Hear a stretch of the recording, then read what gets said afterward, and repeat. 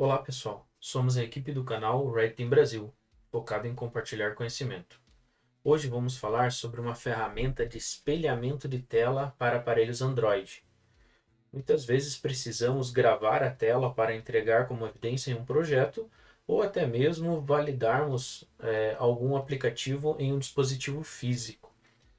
Isso pode estar sendo um pré-requisito de um contrato em que tenhamos com o nosso cliente durante uma auditoria de testes, ou até mesmo porque nossa máquina tem um poder computacional baixo e nós precisamos dividir o processamento entre o hardware do celular e o hardware da nossa máquina. Mas antes, quero pedir o apoio de vocês para curtir, compartilhar e comentar esse vídeo. Voltando ao tema da nossa aula, a ferramenta que vamos ver hoje é o Screen Copy. Foi uma ferramenta que ela foi focada, é do mesmo desenvolvedor do Genymotion, né? Então aquele que faz a emulação de um dispositivo Android, né? Então ele é o mesmo desenvolvedor, ele criou essa ferramenta para que a gente pudesse é, espelhar a tela do nosso Android de um dispositivo físico, né? Então, eu preciso dividir meu computador, não é um dos melhores, eu preciso dividir o processamento porque não aguenta emular tudo isso. Ou eu preciso gravar um vídeo para o meu cliente mostrando como que foi feita a auditoria no aplicativo dele. Ou até mesmo porque isso está no contrato que precisa ser feito em um dispositivo físico. Né? Então, para N motivos, a gente precisa desse carinha aqui. Ele vai facilitar para que a gente evite ficar mexendo no dispositivo e no computador. Então, assim, a gente pode espelhar no computador o celular, o dispositivo físico, e mexer com o mouse como se fosse mexendo diretamente no nosso dispositivo físico. Então, como que eu instalo o Screen Copy, né? Então, para agilizar aqui. Ele tem algumas funcionalidades a mais também. O que a gente vai ver hoje é basicamente duas funcionalidades, que é o espelhamento e gravando a nossa tela, né? Ele funciona em dispositivos com Android 5 ou superior, a gente tem isso especificado aqui nos pré-requisitos e precisa sim estar conectado, né, via cabo inicialmente para fazer o USB debugging, mas depois a gente pode também, ele tem uma opção para configurar por Wi-Fi. Quem não sabe fazer do que a gente está falando do USB debugging, que ele tem o tutorialzinho dele também. E a instalação dele a gente vai vir aqui então no pacote Linux, né? Então hoje a gente está no Kali, né? Ele tem algumas opções para fazer via apt diretamente. Confesso que eu tive alguns problemas com a instalação dos meus repositórios, mas eu optei por instalar diretamente. Então instalei as dependências que ele nos informa aqui, fizemos o clone do nosso repositório, entrar no repositório e basicamente executar um arquivo de instalação. Para isso eu deixei aqui, eu não vou deixar rolando a instalação, né? Então aqui a gente clonou o repositório, entrou no repositório e iniciou a instalação do nosso aplicativo. Lembrando que nesse momento a gente já tinha instalado aquelas dependências que foi a lista inicial. O processo é bem simples, bem rápido também, de instalação, não gerou nenhum problema. Né? Então agora vamos para a prática. O que a gente precisa nesse momento? Precisa de um celular conectado via ADB. O nosso ADB Devices aqui a gente não tem nada. Então eu tenho um celular, é um Android 5.1, um celular físico da Asus, né? bem antiguinho já, mas para o nosso exemplo aqui ele vai funcionar.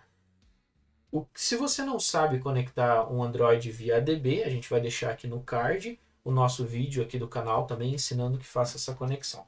Então o que eu vou fazer? Eu vou conectar o meu celular no nosso computador. Aqui ele já aparece para a gente, né? Então eu vou fazer uma conexão simples aqui para ver se a gente consegue o shell. Né? Então olha, aqui eu já estou caindo dentro do nosso shell, apenas como teste. Eu posso sair. O que depois da instalação e após a instalação é muito fácil. A gente apenas vai precisar digitar. Depois da instalação a gente já tem o comando aqui que fica nativo no nosso Kali. A opção "-d" é para um dispositivo físico, né? Então, a partir desse momento, eu só dou o Enter e a gente já... Ele abriu aqui na outra tela, vou puxar aqui para vocês verem. Então, aqui a gente pode ver que o nosso Android ele já está emulado, né? Então, esse aqui é sim o meu Android físico, né? Então, é é um celular Asus, né? A gente pode ver aqui que ele funciona, a gente consegue manipular ele com o mouse, o teclado também funciona, né? Então, se a gente fizer pesquisa aqui, isso agiliza que a gente evite ficar mexendo no nosso diretamente no dispositivo físico, né? Então, se a gente está testando alguma coisa, a gente pode fazer por aqui também. O que esse Android também possibilita é que a gente faça a instalação de aplicativos, né? Então ele tem o drag and drop, né? Uma das opções dele. Mas como eu falei, o alvo dessa aula aqui é basicamente a gente saber que existe esse espelhamento, né? E como que também eu posso gravar a tela, né? Aqui embaixo do nosso terminal a gente pode ver que ele deu uma opção para a gente de qual que é a resolução da tela. Então, uma tela em HD, né, que está sendo espelhada aqui. Basicamente, se eu fechar aqui, ele já sai do espelhamento.